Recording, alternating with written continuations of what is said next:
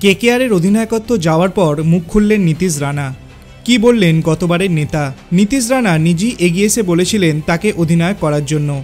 আর্জি জানিয়েছিলেন কোচ চন্দ্রকান্ত পণ্ডিতের কাছে। গতবারের অধিনায়ক সে কথা জানালেন এবার তাকে সহ অধিনায়ক করার পর। গতবারের আইপিএলে চোটের কারণে খেলতে পারেননি শ্রেয়াস আইয়ার। তার জায়গায় অধিনায়ক করা হয়েছিল নীতিশ রানাকে।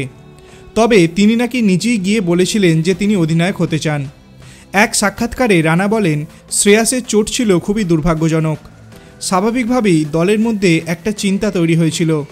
শ্রেয়াসের মতো একজন সিনিয়র ক্রিকেটারের জায়গা নেওয়া তো সহজ নয়, কাউকে তো এগিয়ে আসতেই হতো। আমি কোচ, বেঙ্কি স্যার এবং শাহরুখ খানের সঙ্গে কথা বলি। বৃহস্পতিবার কেকেআরের অধিনায়ক হিসেবে শ্রেয়াস আইয়ারের নাম ঘোষণা করা হয়েছে। সহ অধিনায়ক নীতিশ রানা।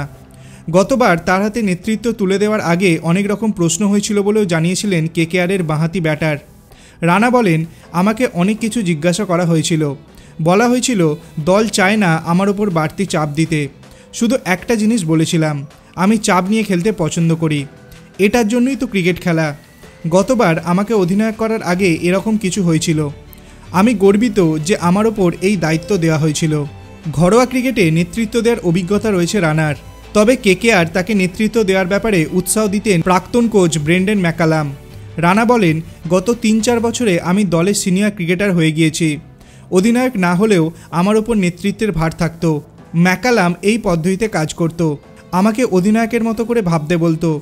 ম্যাকালাম বলেছিল, তোমাকে অধিনায়কের মতো করে ভাবতে হবে।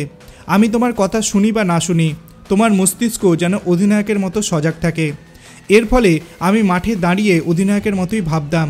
সেটা আমাকে গত আইপিএলে সাহায্য করেছে। আপনাদের কি মনে হয় শ্রেয়াস আইয়ার কলকাতা দলের ক্যাপ্টেন হওয়ার পর কলকাতা দল কি আগের থেকে আরও বেশি শক্তিশালী হবে? আপনার অভিমত আপনি কমেন্ট সেকশনে জানাতে পারেন। ভিডিওটি ভালো লাগলে লাইক করবেন, চ্যানেলটিকে সাবস্ক্রাইব করতে ভুলবেন না। ধন্যবাদ।